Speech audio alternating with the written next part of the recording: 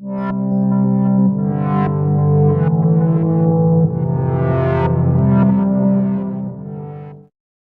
is Robert with ProTape Program 2018. It's about 12 o'clock at night. A little tired today. Put in about 12 hours of work. Plus I had to do a few hours of work for my other job too. So it's been a little rough, but we had also a lot of breakthroughs. We have the wiring harness now. Took some great videos and photo of that. I'm going to show you the wiring harness so far. It's pretty much done. The only thing that it needs is what I learned in the hospitality industry is called wire management, which is where you make it look super pretty. Everything's buttoned up and real tight, and everything's zip tied together and stuff.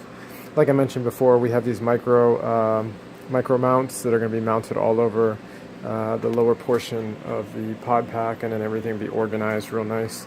What we're going to do now is run the system overnight.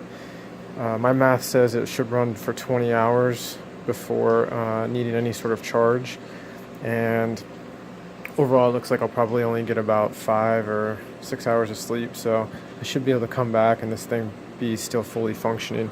The only thing that will happen is the LEDs will probably cut off because those are on motion sensors and there's not going to be any motion here. You can see based on the gauge, we're running 0.54 amps and it's a max of 2 amps.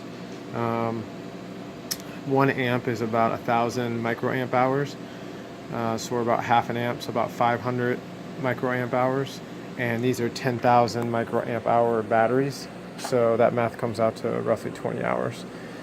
So it's give or take. There's some anomalies that are in there, but overall we just want to run a test so we get an idea. We're going to order a second one of these gauges so you can run it off the second guy. For the most part, this system is very symmetrical. It's got a couple of things, wild cards. For example, the left-hand side is powering the Bluetooth conversation system, whereas the right-hand side is powering the personal Wi-Fi system. So, and both of those have their own respective lithium-powered batteries, so they don't really draw continuously, and there's no real phantom load either unless it's in use. For example, I'll activate this one, and this one's probably almost charged. I don't even know where the power button's at. Okay, there we go. So that's probably the only phantom mode, and again, those are just LEDs, so it's not really doing much. The rest of this, the things that draw the most power is probably micro 40 millimeter fans that will be mounting on either side to keep the systems cool, and then possibly the thermostat, but it's a very low powered system, which is phenomenal. 0.53 amps is pretty sick. You can see if we do the systems, so if we cut off these are the exterior LED lights, and those will be powered by a switch. We did leave a port here and a port here for servicing, or if you lose a port, you have another option. And then we did leave a port open on this battery as well to add on additional lines if it comes to that we need to do it for this model. I know we do have 2 separate individual USB ports for charging inside the pod pack for if you have a phone or a tablet.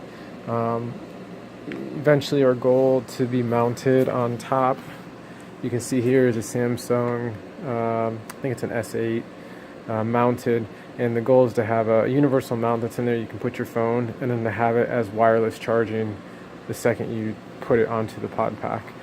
So there's still some tech to be integrated, probably another like 10 features that we haven't done yet.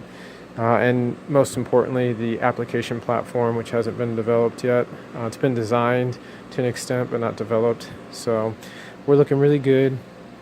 Just wanted to kind of get this on the books and show everybody, the process of what it took to get our system up and running with a plug and play type of features versus the hard circuitry.